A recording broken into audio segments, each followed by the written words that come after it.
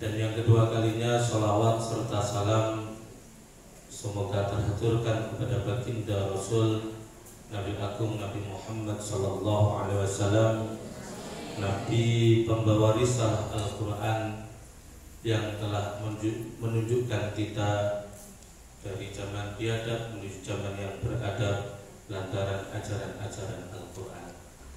Para asatidz yang kami hormati, alhamdulillah di sini di Kortan GSD TPQ Kortan Soko termasuk yang terdepan. Kalau lainnya ada yang baru sosialisasi, ada yang baru buka, ada yang baru materi 1. Alhamdulillah Soko sudah materi 3. Artinya ini menunjukkan keseriusan, menunjukkan kesemangatan di Kortan ini. Untuk itu di sini sebelum saya menyampaikan materi yang ketiga, yaitu di teknik evaluasi, saya ingin tahu perkembangannya setelah ada SGTPQ. Terus apakah sudah ada perkembangan yang lebih baik atau belum? Coba saya ingin tahu yang setelah SGTPQ ini, yang sudah melakukan tajdidul riyadhah ini sebagai ciri khas kita, sebagai usaha kita. Kalau di TPQ metode An-Nahdiyah ini ada ikhtiar zahir, juga ada ikhtiar batin. Coba angkat tangan yang sudah melakukan riyadhah. Angkat tangan. 1, 2, 3, 4. Yang laki-laki belum. Artinya ini juga harus jadi catatan pengurus, baik Kortannya ataupun direktur SGTPQ-nya. Mungkin bisa saja sebagaimana ada program di Kortan lain itu juga bagus ketika bulan Ramadan mengadakan tajdidul riyadhah secara bersama-sama.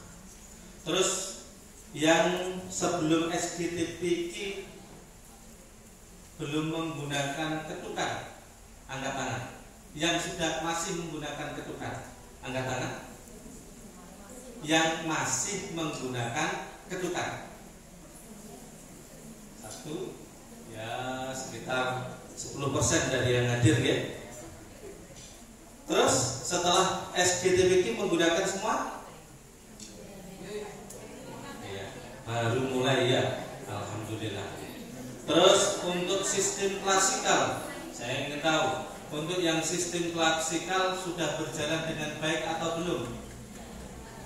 Untuk yang coba yang semuanya, untuk yang sudah melaksanakan, yang masih melaksanakan klasikal, artinya dalam satu ruangan, satu kelas, artinya ngajinya masih pakai klasikal, angkat tangan. Iya, 5% lah dari yang hadir. Nah, kami lanjutkan. Kenapa ini perlu? Artinya kenapa munculnya SGTPQ? Salah satunya adalah kita ingin metodologi yang ada di An-Nahdiyah ini bisa dijalankan lagi. Jadi kalau dulu kenapa saya itu termasuk santri alumni dari metode ini, metode An-Nahdiyah. Dulu itu gurunya semuanya pasti pakai tongkat sentuhan jiwa atau stick.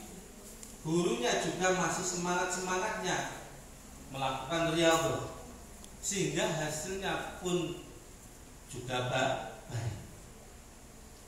Karena apa? Karena nanti ketika metode ini, kitabnya pakai metode An-Nahdiyah, tapi apabila cara pengajarannya tidak menggunakan metode An-Nahdiyah, kita juga akan kembali lagi sebagaimana dulu, yaitu metode Baghdadiyah atau turutan. Kalau kita mau jujur, sebenarnya metode Baghdadiyah kalau dibandingkan dengan metode An-Nahdiyah atau metode yang berkembang saat ini, ringkasnya ringkas mana? Ringkas Baghdadiyah. Namun kenapa dulu itu tidak bisa berjalan dengan baik?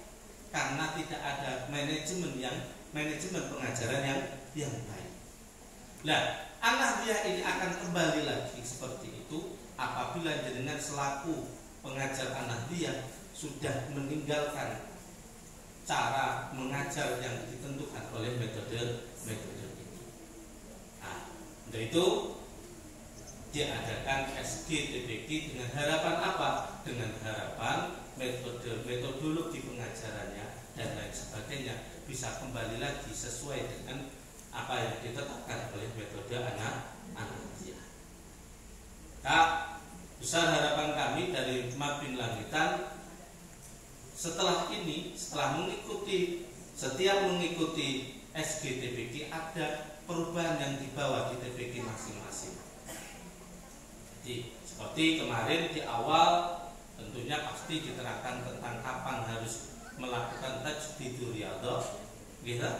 Bagaimana caranya. Terus di pertemuan di materi yang kedua intinya cara pengajarannya bagaimana, apa yang dimaksud dengan klasikal, apa yang dimaksud dengan guru tutor, guru privat, kan? Dan coba nanti di akhir akan saya tanya seputar yang telah disampaikan yang kalau jenengan berarti sudah di materi 1, materi 2 dan materi 3. Betul-betul ini sudah dipahami apa belum? Sehingga kalau sudah dipahami seharusnya harus dilakukan. Biar apa? Biar hasilnya lebih baik. Oke. Jadi setelah 3 ini kami melihat ternyata belum, artinya apa yang jenengan dapat di SGTBK ini belum dibawa ke TPG secara maksimal. Nah, ini harapan kami ke depan harus dimaksimalkan. Oke, kita akan masuk di materi 3. Namun sebelum itu kita lakukan, mari kita tawasul, kita kirim Fatihah kepada muassis metode An-Nahdiyah. Ila hadratin Nabi Mustafa Rasulullah sallallahu alaihi wasallam wa ila hadratin wa la khusna billah wa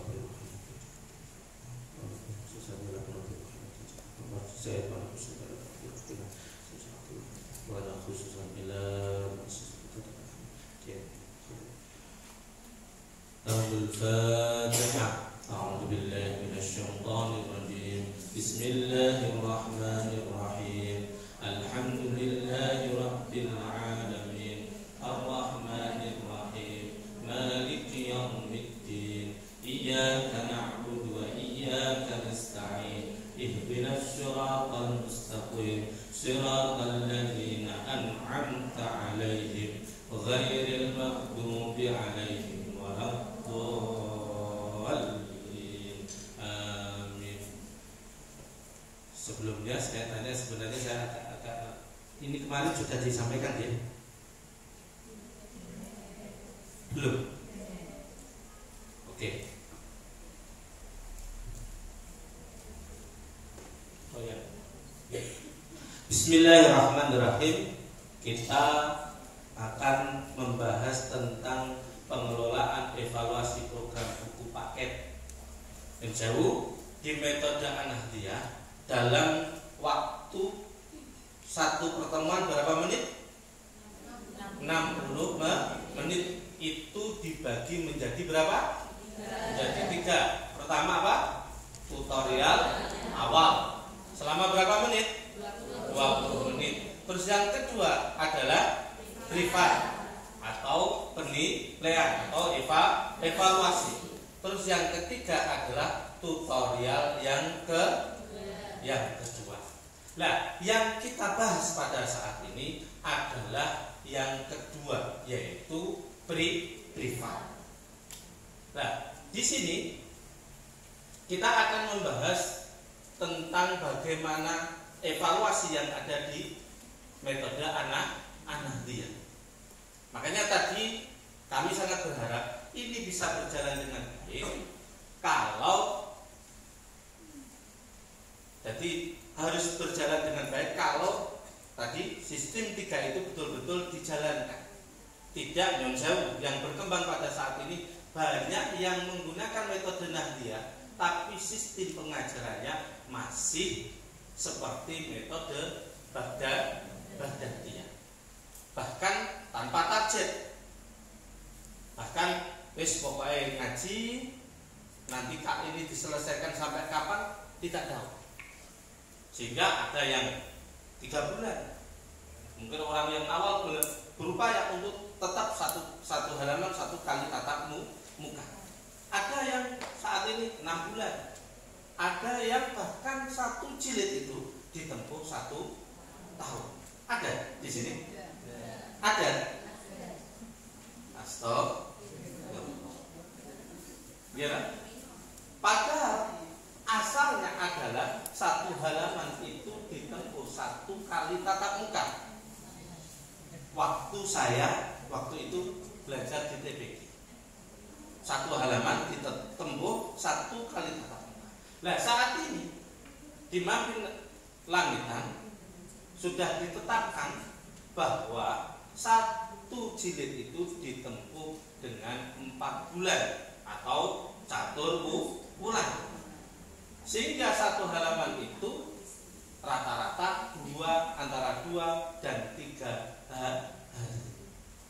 Sehingga timbul juga pada waktu itu pertanyaan, kenapa yang dulu 1 halaman ditempuh 1 kali tatap muka, saat ini kok ditempuh 2 sampai 3 kali tatap muka? Karena kalau dulu anak mengaji itu rata-rata adalah umurnya 7 tahun. Pada waktu itu saya 7 tahun. Sehingga daya tangkap mereka sudah baik. Sehingga apabila ini di metode An-Nahdiyah itu adalah metode yang fleksibel sebenarnya. Bisa digunakan siapa saja. Kalau digunakan anak usia dini, sebagaimana yang kita berlaku pada saat ini, maka 1 halaman itu bisa ditempuh 2 atau 3 kali tatap muka.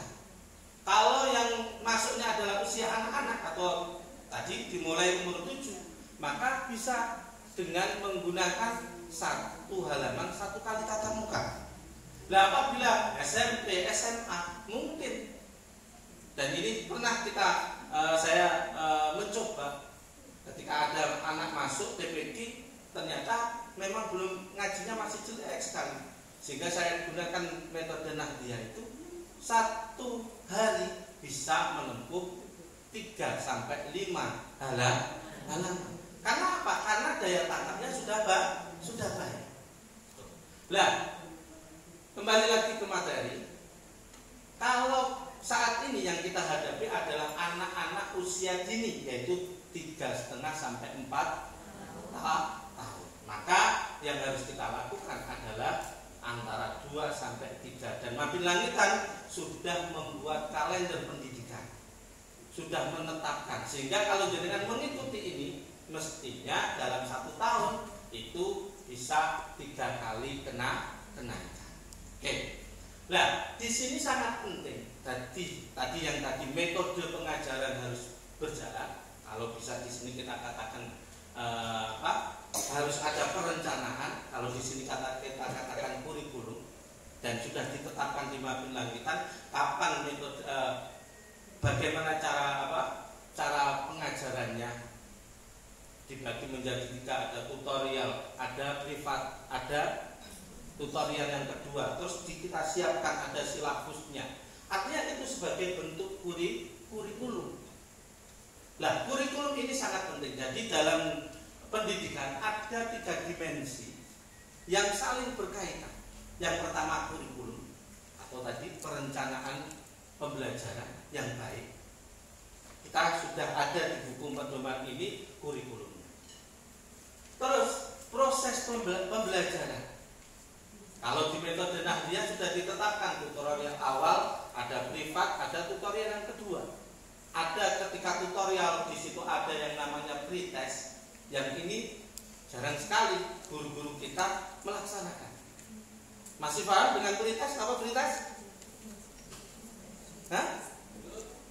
Nah kemarin kan sudah disampaikan pretest. pretest itu adalah sebuah ujian atau pertanyaan atau bentuk lain juga bisa, yaitu sesuatu yang sebuah pertanyaan kepada anak yang pertanyaan itu adalah diambilkan dari sesuatu pelajaran yang akan kita sampaikan. Untuk apa? Untuk mengukur kemampuan anak didik kita. Karena ada kemungkinan anak didik kita itu sudah tahu tentang apa yang kita sampaikan. Sehingga nanti tahu betul keadaan santri. Oh ini sing rodok ngerti, oh ini ngerti, ini urung ngerti belas. Sehingga ketika pengajarannya itu akan lebih mudah. Nah itu ada yang namanya di situ pretest. Nah proses pembelajaran ini ketika kita mengikuti metode Nahdiyah ya harus sesuai dengan metode Nahdiyah. Makanya harus ada tutorial awal. Terus nanti 20 menit kan tutorial awal, di situ ada pretest, di situ ada pembelajaran dibaca bareng-bareng. Kalau di pertemuan awal ada yang namanya lobby suara dan sebagainya. Nanti insya Allah akan dipertajam lagi di pertemuan berikutnya. Terus yang ketiga ada evaluasi. Nah, ketiga ini harus berjalan semuanya. Makanya saya katakan ini adalah 3 dimensi dalam pendidikan yang saling berkaitan. Dan ini harus dilakukan. Nah, ada beberapa TPQ pokoknya ngaji, maju, WSKT, kartu prestasi. Sehingga gurunya juga kadang-kadang tidak tahu perkembangan santrinya bagaimana peningkatan tiap harinya. Orang tuanya juga tidak tahu. Maka di sini diperlukan evaluasi, diperlukan ada kartu prestasi. Nah, ini tolong betul-betul dilakukan. Ada yaitu menggunakan kurikulum dengan sebaik mungkin. Kurikulumnya sudah ada tanpa harus mengharuskan kita untuk membuat kurikulum lagi. Terus ada proses pembelajaran dan itu sudah ada di buku ini dengan tinggal belajar. Terus ada evaluasi yang saat ini nanti kita akan bahas. Oke, lanjut. Evaluasi PBB. Apa PBB? Program buku paket. Dalam metode Nahdiyah ada 2 program. Yang pertama program buku paket jilid 1 sampai jilid 6 ditambah juz amma. Jadi di Mabin Langitan yang dikatakan PBB itu adalah jilid 1 sampai juz amma. Munakosahnya di mana? Munakosahnya adalah ketika selesai juz amma. Dan ini penambah juz amma program ini adalah ketika periodenya Ustadz Imam Syafruddin. Iya, Ustadz Agus. Dan salah satu konseptornya adalah beliau. Kenapa harus ada juz amma? Itu tentunya itu sudah melalui kajian yang lama dari Mabin Langitan. Ternyata anak yang dari jilid 6 langsung ke PSG dengan anak yang melalui program juz amma baru PSG itu ternyata perbedaannya sangat jauh. Dan itu diilhami dari metode Nahdiyah. Jadi metode Nahdiyah ini harus diakui. Metode-metode yang ada harus diakui. Semuanya adalah diilhami oleh metode Nahdiyah. Dulu ketika diturutan setelah kunakum bainakum assalam mungkin terus teng juz amma. Nah, oke, kita lanjut. Sekarang kita bahas adalah di evaluasi PBB. Yang pertama di PBB itu ada yang namanya evaluasi harian. Yang ini dilakukan oleh yang namanya guru privat. Di 60 menit itu kan ada guru tutor, ada guru privat. Lah, apakah ini sendiri-sendiri antara guru tutor dengan guru privat? Tidak harus. Tapi kalau ada gurunya itu akan lebih baik. Jadi ketika tutorial dinamakan guru tutor, ketika privat dinamakan guru privat. Nah, yang kedua evaluasi akhir jilid atau khatam jilid. Yang ini dilakukan oleh lembaga masing-masing. Tanggung jawabnya oleh lembaga masing-masing. Untuk evaluasi akhir jilid usahakan bersama-sama. Jadi ujiannya itu bersama-sama mulai jilid sampai PSG. Mulai jilid 1 sampai PSG 10 bersama-sama. Jangan injerit-injerit. Wonten bulan ini jilid 1, bulan berikutnya jilid 3. Nah, kalau yang seperti itu biasanya tidak terjadi evaluasi yang baik di anaknya atau di lembaga. Kenapa kok kita dorong untuk evaluasi itu secara bersamaan, secara kolektif? Kan bahasa kalau di Magelang kita kolektif kalau di kalender. Itu kita sangat berharap ada evaluasi yang baik di tingkat murid, baik di tingkat guru, dan baik di tingkat lembaga. Nah, ketika kita harapkan ketika khatam jilid nanti kalau semuanya mengikuti kalender yang ada di Magelang, insya Allah sebagaimana di sekolah formal, yaitu untuk kenaikannya bisa bersama-sama. Nah, ketika ujian ini bersama-sama, maka pengujinya satu yang tidak diperbolehkan, jangan sampai diuji oleh gurunya sendiri-sendiri. Bisa dengan disilang atau bisa juga ditetapkan setiap jilid 1 yang uji Ustaz A bisa. Atau seperti itu. Atau yang dilakukan rekan-rekan yang di Kota Mbaba, ada salah satu lembaga mengundang dari pengurus kota untuk mengadakan evaluasi yang ada di lembaga-lembaga. Namun yang titik tekannya adalah untuk masalah evaluasi akhir jilid ini tanggung jawabnya lembaga. Bisa menggunakan tenaga dari lembaganya sendiri, bisa menggunakan tenaga dari kota. Namun ada poin yang khusus di situ kalau kita menggunakan guru sendiri, karena di situ nanti akan terjadi evaluasi yang baik antar guru. Dan diusahakan setelah evaluasi akhir jilid diadakan nanti yang namanya sidang atau rapat kenaikan. Yang di situ guru yang menguji melaporkan apa hasil dari pengujian. Semisal di sini contoh saja, saya menguji di jilid 1, terus kami laporkan di jilid 1 sebagian besar anaknya bacanya belum jelas, misal seperti itu. Rata-rata nilainya masih C, misal. Nah, di situ baru ditanggapi oleh guru pengajarnya. Oh, niku wau biasanya hariannya dilihat kartu prestasinya baik.